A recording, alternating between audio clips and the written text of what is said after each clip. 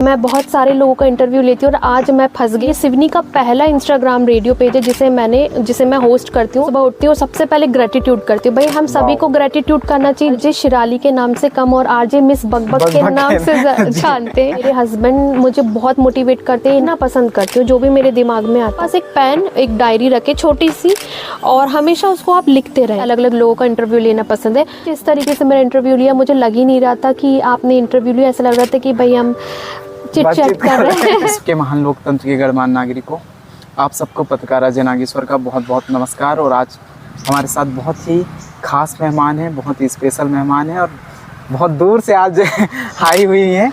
बहुत बहुत नमस्ते मैडम जी। नमस्ते नमस्ते, कैसे हो आप? मस्त मैडम जी, आप कैसे हैं? मैं बहुत अच्छी हूँ। मुझे बहुत अच्छा लगा कि आपने इतना अपना कीमती समय मुझे दिया, आप मेरा इंटरव्यू लेने आए हैं। और वैसे मैं आपको बता दूं कि मैं बहुत सारे लोगों का इंटरव्यू लेती हूँ और आज मैं फंस गई हूँ क्योंकि आज आप मेरा लेने वाले हो इंटरव्यू। हमें तो बहुत मजा आने वाला है जी जी। तो मैडम जी अब हम आपके बचपन की ओर चलते हैं। हाँ, आपका छोटा सा परिचय दे दीजिए पहले हमारे दर्शकों को। ठीक है। तो मैं आपको बता दूं कि मेरा नाम शिराली नेमा है और मैं एक पत्रकार हूँ, एक रेडियो जॉकी हूँ और एंकर भी हूँ, फिटनेस इंस्ट्रक्टर भी हूँ। बहुत सारा है, तो मैं थोड़ा थोड़ा सबके बारे में बता देती हूँ कि हम पहले बात करते हैं रेडियो जॉकी की, जो कि मैं हूँ। मेरा एक रेडियो पेज भी है जो इंस्टाग्राम पे है। ये सिवनी का पहला इंस्टाग्राम रेडियो पेज है जिसे मैं होस्ट करती हूँ। डेली लाइव शोज़ होते हैं। हफ्ते में एक बार मैं किसी ना किसी स्किलफुल या प्रतिभाशाली लोगों का इंटरव्यू लेती हूँ। बेसिकली उनको मैं प्लेटफॉर्म प्रोवाइड करती हूँ और जर्नलिस्ट भी हूँ। विनायक न्यूज़ मध्य प्रदेश के साथ वर्क करती हूँ। मेरी बहुत सारी कुछ ऐसी लेखन है या कहना चाहिए बुक है जो पब्लिश्ड हुई हैं, जो आपको फ्लिपकार्ट और अमेज़ॉन में भी मिल जाएगी, जिसका नाम है what if I am a journalist. इसका हिंदी मतलब ये होता है कि क्या होता अगर मैं एक पत्रकार होती तो। और दूसरी बुक है येलो मैंगो, जिसमें मैंने सारे घरेलू उपाय, आप घर में रखी हुई चीज़ों से आप कैसे खूबसूरत बन सकते हैं, हेल्दी रह सकते हैं, इस पे मैंने किताब लिखी है। ये आपको मिल जाएगी फ्लिपकार्ट पे और अमेज़ॉन पे। अच्छा। तो ये छोटा इंट्रोडक्शन तो नहीं है, ये बहुत बड़ा इंट्रोडक्शन हो गया। जी। आपके बचपन के बारे में बताइए मैडम जी, आप कहाँ पले बढ़े? अच्छा, तो बेसिकली मैं सिवनी से हूँ, जिसको शिव की नगरी कहते हैं। और पेंच नेशनल पार्क यहाँ का अट्रैक्शन है, लोग यहाँ पे घूमने आते हैं और ये सबसे ज़्यादा फेमस सीताफल के लिए है। हम सभी को मालूम है सिवनी सीताफल के लिए। तो मैं यहीं से हूँ और मेरी प्रारंभिक शिक्षा यानी प्राइमरी जो स्कूलिंग है 12th तक मेरा सिवनी से रहा है। इसके बाद मेरी सारा पढ़ाई जॉब बाहर से हुई है। अच्छा, बहुत बढ़िया। आपकी मॉर्निंग रिचुअल्स के बारे में बताइए, सुबह उठकर आप क्या करते हैं? ओके, मॉर्निंग रिचुअल जैसे कि मैंने आपको बताया कि मैं एक फिटनेस इंस्ट्रक्टर हूँ, या हम क्या लें कि जुम्बा इंस्ट्रक्ट करती हूँ, मैं लोगों को सिखाती हूँ। तो मेरी फिटनेस मॉर्निंग ऐसे होती है कि मैं सुबह सुबह उठती हूँ और सबसे पहले ग्रेटिट्यूड करती हूँ। भाई हम सभी को ग्रेटिट्यूड करना चाहिए। जो चीज़ हमारे पास है उसको कृतज्ञ आपको करना चाहिए, हर चीज़ को थैंक यू बोलना चाहिए, वो मैं करती हूँ। और उठ के मैं गर्म पानी पीती हूँ और उसके बाद में थोड़ा सा स्ट्रेचिंग योगा करती हूँ, देन फिर हम थोड़ा सा नाश्ता करते हैं। अच्छा। ये मेरा सुबह का रिचुअल है। द सीक्रेट रहस्य करके एक किताब है, उसमें भी इस बारे में बताया गया है कि आप धन्यवाद करें। जो चीज़ आपके पास है उसको आप धन्यवाद करें। आपके माता पिता जी के बारे में बताइए, उनका क्या व्यवसाय है, क्या करते हैं वो? जी, तो मेरे पापा का नाम है श्री महेश कुमार नेमा जी और वो LFA थे, लोकल फंड ऑडिटर। और राइट नाउ वो सिवनी फुटबॉल स्टेडियम के सचिव हैं। सिवनी स्टेडियम को बहुत अच्छे से मेंटेन करते हैं और हम सभी जानते कि आज हमारा जो सिवनी स्टेडियम है वो इस स्टेडियम जो है सिवनी की शान है। कोई भी आके इसको काफ़ी इसकी तारीफ़ करता है। तो मैंने इनसे बहुत चीज़ें सीखी हैं। मेरे पापा फुटबॉल प्लेयर भी रहे हैं और ट्रेजरर हैं, मध्य प्रदेश फुटबॉल संघ के ट्रेजरर हैं। तो उनसे ही मैंने फ़िट रहना सीखा है। इसीलिए कहते हैं ना कि ब्लड में वो आ जाता है। तो पापा फुटबॉल में हैं और मैं जिम्नास्टिक में हूँ। और मेरी मम्मी हाउसवाइफ है, बहुत अच्छा खाना बनाती हैं। तो क्योंकि हम लोग शुरू से बाहर रहे तो इतना मुझे नहीं आइडिया था, तो मैंने मम्मी से बहुत सारी चीज़ें खाना बनाना सीखी है। मैडम जी, आपने पत्रकारिता में अपना कैरियर की शुरुआत कैसे की और आपकी पहली खबर कौन सी थी, इस बारे में भी कुछ बताइए। अच्छा, तो ये काफ़ी मतलब बहुत फ़नी स्टोरी है, क्योंकि मुझे बोलने का बहुत शौक है। और मुझे रेडियो पे आरजे शिराली के नाम से कम और आरजे मिस बकबक के नाम से जानते हैं, तो इससे आप अंदाज़ा लगा सकते हैं कि मुझे बोलने का बहुत शौक है। तो बचपन से मुझे बड़ा शौक था कि मैं कुछ टीवी एंकरिंग करूं या न्यूज़ पढूं। तो हमारे घर में शादी के कार्ड आते हैं, सभी के घर में आते हैं जी। तो उसको मैं ऐसा पढ़ती थी जैसे लोग न्यूज़ पढ़ते हैं। तो मुझे उस समय से बड़ा इंटरेस्ट जागा, और फिर मैंने शुरुआत में मेरा जो ग्रेजुएशन था वो जबलपुर से था। वहाँ एक छोटा सा कम्युनिकेशन का एक सब्जेक्ट था, जहाँ से मेरी जो रुचि वो और बढ़ी, और मैंने इंदौर में इस चीज़ की पत्रकारिता में मैंने मास्टरी करी, जिसे हम पोस्ट ग्रेजुएशन कहते हैं, इंदौर से। अच्छा, आप मैडम जी किस प्रकार की खबरों में रुचि रखती हैं, इस बारे में भी कुछ बताइए। अच्छा, तो बेसिकली हम जो जर्नलिस्ट होते हैं, हमारी सारी खबरें हमारे लिए एक बहुत बड़ी चीज़ होती है। हम इसमें से चूज़ नहीं कर सकते, बट स्टिल मुझे सबसे ज़्यादा इंटरेस्ट है कौन सी जगह का खाना कैसा है, घूमना फिरना। बॉलीवुड न्यूज़ में मैं बहुत ज़्यादा रुचि रखती हूँ, और बेसिकली लाइफस्टाइल में बहुत रुचि रखती हूँ, और आपको क्या खाना चाहिए, क्या पीना चाहिए, हेल्थ टिप्स पे मैं ज़्यादा ध्यान रखती हूँ। मेरी जो बीट है उसे हम सॉफ्ट बीट कहेंगे। आप भी एक पत्रकार है, आपको भी मालूम है कि 2 ही बीट चलती हैं, हार्ड बीट और सॉफ्ट बीट। तो मेरा जो शुरू से चीज़ें रही हैं वो मैं सॉफ्ट बीट में रही हूँ। आपने मैडम जी किन किन मीडिया संस्थानों में काम किया, उस बारे में भी कुछ बताइए। जैसे कि आप मैंने आपको शुरुआत में बताया कि मैं अलग अलग स्ट्रीम में अपना हाथ आजमाती रहती हूँ। तो मेरी जर्नलिज्म की जर्नी भी कुछ ऐसे ही रही है। तो शुरुआत में मैंने एडवर्टीज़मेंट कंपनी से स्टार्ट किया, और उसके बाद फिर मैं एक मैगज़ीन में गई, फिर नई दुनिया में मैंने वर्क किया। उसके बाद मैंने IBN 9 न्यूज़ चैनल है, वहाँ पे एक न्यूज़ मैनेजर और स्क्रिप्ट राइटर, एंकर, वहाँ पे 3-4 रोल मैंने अदा किए।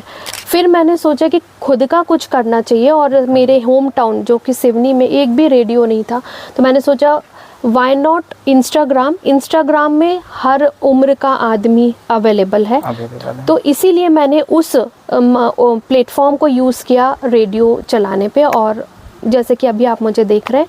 और यस, अभी मैं विनायक न्यूज़ मध्य प्रदेश के साथ वर्क कर रही हूँ एज अ को पार्टनर। बहुत बढ़िया। आपके आइडियल कौन रहे, उस बारे में भी कुछ बताइए। बहुत अच्छा क्वेश्चन है ये। मेरे आइडल मेरे नाना जी रहे हैं। मैंने शुरू से उनको बड़ा मेहनत करते हुए देखा है, और उन्होंने मुझे सिखाया है कि आप अपने प्रोफेशनल लाइफ और पर्सनल लाइफ को अलग अलग रखें, और मैंने उनसे रिलेशनशिप कैसे निभाते हैं सबसे ज़्यादा मैंने ये सीखा है। और वो मुझे छोटी छोटी चीज़ों के लिए मोटिवेट करते हैं। इसके बाद मेरी मम्मी ने मुझे मोटिवेट किया है, बहुत मोटिवेट किया है, पापा ने मोटिवेट किया है, और अभी मेरी शादी हो चुकी है तो मेरे हस्बैंड मुझे बहुत मोटिवेट करते हैं। इनफैक्ट कई बार मैं थोड़ा सा अपसेट हो जाती हूँ, यार ये नहीं हो रहा, पर वो एक ऐसे हैं कि नहीं, आपको करना ही है, you have to do it. तो फिलहाल मेरे सबसे बड़े मोटिवेटर मेरे हस्बैंड हैं, और नाना जी तो आइडल है ही। आपकी हॉबीज़ के बारे में बताइए, क्या क्या हैं आपकी हॉबीज़? क्योंकि मैं एक फिटनेस इंस्ट्रक्टर हूँ, तो मुझे डांस करना बहुत पसंद है, और मैं कोरियोग्राफी भी करती हूँ, महिला संगीत में लोगों को सिखाती भी हूँ, और सिवनी में ही मैंने बहुत सारे लोगों को फिटनेस मंत्रा भी दिया है। बेसिकली हॉबी मुझे फ़िट रहना पसंद है, डांस करना पसंद है, और कभी पास टाइम में मुझे गाने सुनना पसंद है। आप खाली टाइम में क्या करती हैं, उस बारे में भी कुछ बताइए। खाली टाइम में मैं पेंटिंग करना पसंद करती हूँ, और कुछ ना कुछ लिखना पसंद करती हूँ। जो भी मेरे दिमाग में आता है मैं वो लिखना पसंद करती हूँ।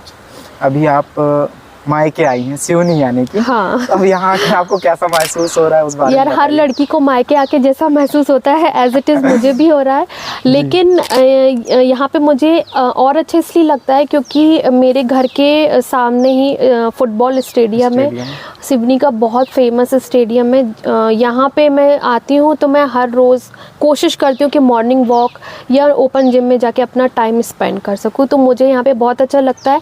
और मैं आपको बता दूँ कि मेरा जो घर का लोकेशन आप देख ही रहे हैं बैकग्राउंड, काफ़ी ग्रीनरी है, तो मुझे यहाँ पे आके काफ़ी अच्छा लगता है। जी। सिवनी के आसपास के ऐसे क्षेत्र बताइए जहाँ दूर दराज से आए लोग घूम सकते हैं, हाँ। खा सकते हैं। बहुत अच्छा हाँ। क्वेश्चन है ये। बहुत सारे लोगों को सिवनी छोटा प्लेस लगता है, लेकिन मैं आपको बता दूं कि यहाँ पे प्री वेडिंग शूट भी कर सकते हैं। मेरी भी हुई है। कोई वो लोकेशन देख के कह नहीं सकते कि ये सिवनी की लोकेशन है। बहुत अच्छी जगह है सिवनी। पहली बात तो अगर आप कोई दूर बाहर से आए हैं तो आप लोग पेंच ज़रूर घूमें। आप लोग तोतला डोर घूम सकते हैं, नानी कन्हार घूम सकते हैं, और यहाँ पे बहुत सारे मंदिर हैं, आप वहाँ विज़िट कर सकते हैं। क्योंकि हमारा सिवनी जो नाम है वो शिव की नगरी है, तो शिव जी के भी यहाँ पे बहुत सारे मंदिर हैं। ये तो रही घूमने फिरने की बातें। अब मैं आपको बताती हूँ कि आप यहाँ पे कहाँ कहाँ खाने जा सकते हैं। खाने पीने के मतलब बारे में मैं बताइए। बहुत फूडी हूँ, इसीलिए मैं खाने पे आ गई हूँ। तो अगर हम स्ट्रीट फूड की बात करें तो स्ट्रीट फूड के लिए आप लोग जा सकते हैं दुर्गा चौक। बहुत फेमस चौक है। ये एक मिडिल पार्ट है हमारे मार्केट का, जहाँ पे आपको बहुत सारी एक चौपाटी मिलेगी। बहुत छोटी सी चौपाटी है। वहाँ पे श्रीनाथ की पाव भाजी वाले भैया बैठते हैं। काफ़ी सालों से बैठ रहे हैं, मतलब इट्स बीइंग 25 ईयर्स, 25 साल हो चुके हैं। उनका टेस्ट बिल्कुल नहीं चेंज हुआ है। तो आई सजेस्ट कि अगर आप आएँ तो श्रीनाथ की पाव भाजी जाके ज़रूर खाएं। साथ में बाहुबली चौक में भी सुभाष फास्ट फूड वाले हैं, वो भी काफ़ी फेमस है। इंजीनियरिंग दी चाय है, वो भी काफ़ी फेमस है। अगर हम होटल की बात करें तो आनंद होटल है, वहाँ पे भी काफ़ी अच्छा आपको खाने पीने का मिल जाएगा। तो सिवनी में आप बहुत सारी जगह घूम सकते हैं, खा पी सकते हैं। और एक और बात मैं बता दूं कि सिवनी एक ऐसी प्लेस है जहाँ पे पॉल्यूशन बहुत कम है और यहाँ पे ग्रीनरी बहुत है। तो आप यहाँ पे आ सकते हैं और एक रिजॉर्ट में आके रुक सकते हैं। रिजॉर्ट आपको मिलेगा पेंच नेशनल टाइगर के पास। अच्छा मैडम जी, जैसे आप जुम्बा इंस्ट्रक्टर हैं, हाँ, तो हमारे दर्शकों को फिट रहने के कुछ टिप्स दे दीजिए। फिटनेस मंत्र। हाँ जी। तो देखो, मैं तो ये नहीं बोलूँगी बहुत पानी पियो, क्योंकि ये बहुत मतलब बहुत कॉमन सा है कि बस पानी पीना चाहिए। हाइड्रेशन हमारे शरीर के लिए बहुत इम्पोर्टेंट है। लेकिन फिटनेस मंत्र मेरा ये है कि आप कोई भी मौसम हो, वेदर इट इज़ रेनिंग और ये ठंड का सीज़न होगा, आप सुबह उठ के स्ट्रेचिंग ज़रूर करें। अपनी बॉडी को खिंचाव ज़रूर दें, वॉक ज़रूर करें, और खाना खाने के बाद भी आप वॉक ज़रूर करें, और थोड़ा सा आप योगा ज़रूर करें, और अपना नाश्ता स्किप ना करें। बहुत सारे लोगों को ये गलत फहमी है कि हम कम खाएंगे और हमारी हेल्थ अच्छी रहेगी, तो ये बिल्कुल गलत कॉन्सेप्ट है। आपको सुबह का नाश्ता बिल्कुल भी स्किप नहीं करना है। हेल्दी खाएं और अच्छा खाएं। मैडम जी, आप एक स्क्रिप्ट राइटर भी हैं, हाँ, तो अच्छा लिखने की टिप्स बताइए, हम अच्छा कैसे लिख सकते हैं? तो अच्छा लिखने की टिप तो ये है कि आपने वो कहावत सुनी होगी कि एक अच्छा श्रोता एक अच्छा वक्ता होता है। हाँ। जिसको हम लोग इंग्लिश में बोलते हैं एक अच्छा लिसनर एक अच्छा वोकल होता है। जी। तो सबसे पहले सुने, आसपास क्या चल रहा है उसे समझें, और जो भी आपके दिमाग में आ रहा है हमेशा अपने पास एक पेन एक डायरी रखें छोटी सी, और हमेशा उसको आप लिखते रहें। जैसे आपके थॉट आए आप तुरंत उसको अपने उसमें नोट करते रहें, चाहे वो एक फ़नी क्यों ना हो, चाहे वो कुछ भी क्यों ना हो। मैं आपको एक एग्जांपल बता रही हूँ कि मैं एक इवेंट होस्ट भी हूँ, मतलब मैं एंकरिंग भी करती हूँ। तो अगर जैसे मैं अभी आपके साथ बैठी हूँ और अगर मेरे पास कुछ आइडिया है, फटाक से मैं अपने दिमाग में उसको नोट कर लूँगी, और तुरंत जाके एक डायरी होती है उसमें मुझे कुछ याद आ जाएगा, यार ये गेम मुझे खिलाना चाहिए, तो मैं उसको नोट कर लूँगी। तो ये है कि आप लिखते रहें और पढ़ते रहें। मैडम जी, एक आरजे की लाइफ कैसे होती है, उस बारे में भी कुछ बताइए। आरजे की जी, आरजे की लाइफ बड़ी फ़नी होती है, और आरजे की लाइफ काफ़ी स्ट्रगल में भी रहती है, काफ़ी एडवेंचरस होती है, क्योंकि हम लोगों को हर समय कुछ ना कुछ अच्छा सोचना पड़ता है। हाँ। हम लोगों को हमेशा ये सोचना पड़ता है कि आज हमें क्या प्रोग्राम ऐसा करना है कि हमारी जो जनता है वो हमसे कुछ सीख सके। तो हमेशा क्रिएटिव होना बहुत ज़रूरी है, और मेरे हिसाब से फिट रहना बहुत ज़रूरी है। क्योंकि एक आरजे एंकर के लिए आवाज़ बहुत महत्वपूर्ण है, आपके लिए भी आवाज़ बहुत महत्वपूर्ण है। तो उसका थोड़ा सा हमें ख्याल ये रखना चाहिए कि हम खाने पीने से तो परहेज नहीं कर सकते, लेकिन हम एक चीज़ ज़रूर कर सकते हैं, वो है कि जो गुनगुना पानी होता है उसका गरारे हम हमेशा करते रहेंगे, तो आपकी जो वोकल कॉर्ड है जो हमारे यहाँ पे होता है वो हमेशा रिपेयर होगा। अच्छा अच्छा, गुनगुने पानी से। गुनगुने पानी से, उसमें आपको कुछ नहीं, नॉर्मल आप करें और गुनगुने पानी को आप सुबह सुबह पी भी सकते हैं। और आपको गार्गल, गरारे तो हमेशा करना ही है, चाहे कोई सिंगर हो, एक होस्ट हो या फिर एक पत्रकार हो, सबके लिए उसकी आवाज़ ही उसकी ताकत होती है। वैसे बहुत प्यारी आवाज़ है, बहुत मीठी आवाज़ है आपकी। थैंक यू जी मैम, एक आरजे बनने के लिए क्या करना होता है? जैसे बहुत सारे लोग अभी हमारा इंटरव्यू देख रहे होंगे, अब उन्हें भी लग रहा होगा कि हमें भी शिराली नेमा जी की तरह आरजे बनना चाहिए, तो उनके लिए भी कुछ टिप्स दीजिए, कैसे बने वो आरजे? जी, तो रेडियो जॉकी बनना बहुत कठिन नहीं है। इट जस्ट कि आपके अंदर वो ज़ील होना चाहिए, पैशन होना चाहिए कि आपको ये करना है। पहले तो इसके कोई कोर्सेज़ नहीं होते थे, लेकिन अब बहुत सारे कोर्सेज़ हैं, छोटे छोटे डिप्लोमा होते हैं। Radio jockey, diploma in radio jockey 6 month का होता है, 3 मंथ का होता है। बट अगर मेरे हिसाब से अगर आप इसमें मास्टरी करेंगे तो आपको डिप्लोमास की कोई ज़रूरत नहीं है। तो मास कम्युनिकेशन के नाम से इसमें मास्टरी होती है। पत्रकारिता में भी आप मास्टरी कर सकते हैं, जिसमें छोटे छोटे आपको भाग में रेडियो जॉकी कैसे बने, पत्रकार कैसे बने, या आप PR एक होता है, आप उसमें कैसे जाएं, पर्सनालिटी डेवलपमेंट।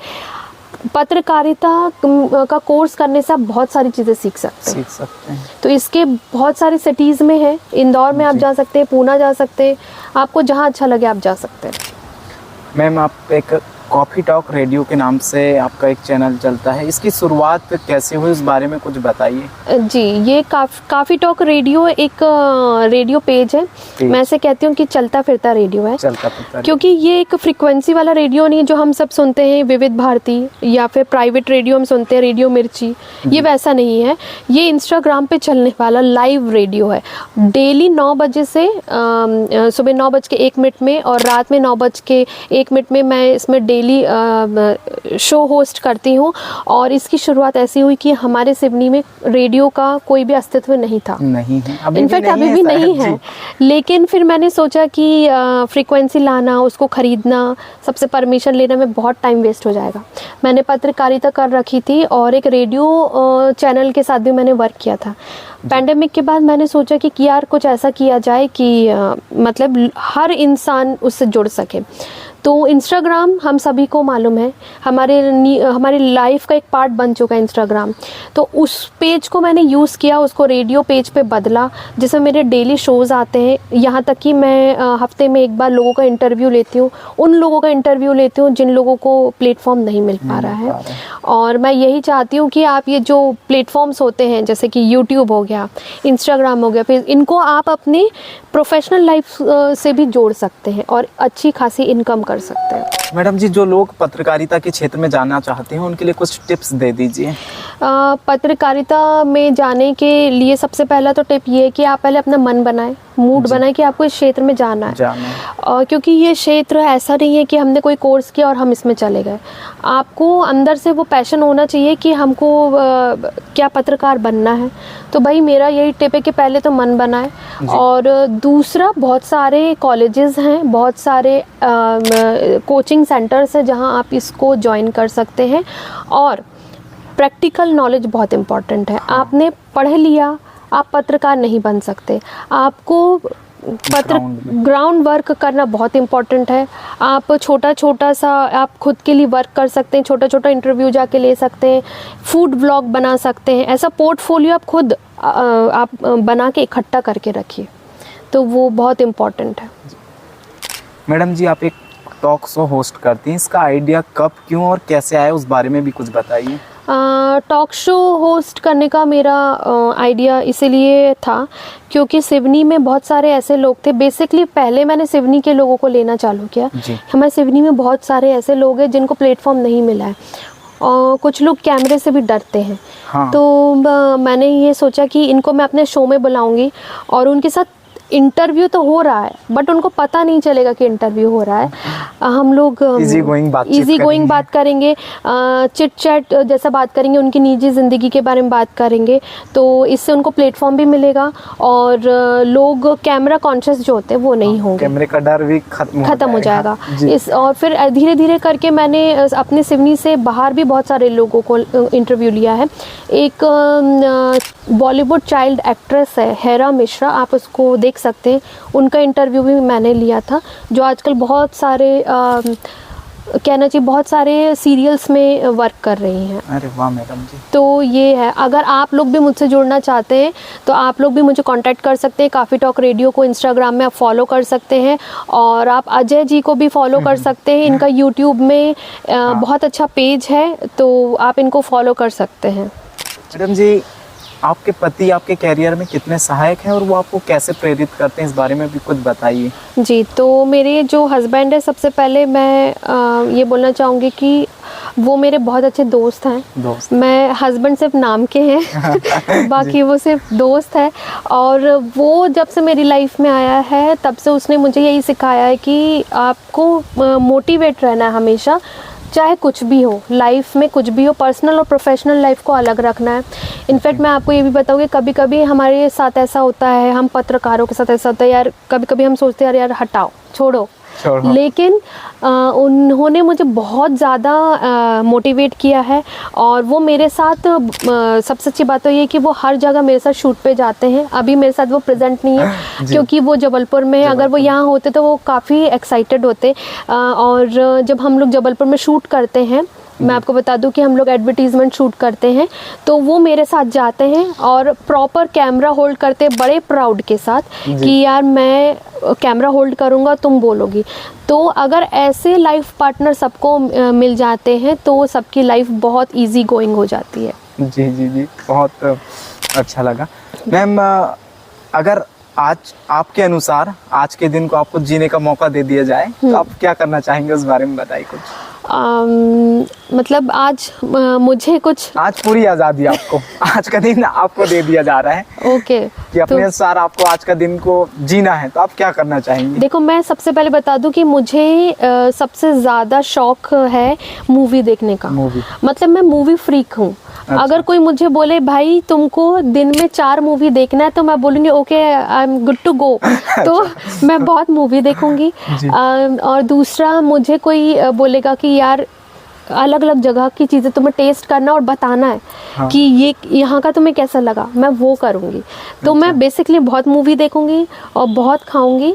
और मुझे, जैसे आप एक बहुत ज़ील के साथ, पैशन के साथ मेरा इंटरव्यू ले रहे हैं, तो मुझे ऐसे ही अलग अलग लोगों का इंटरव्यू लेना पसंद है।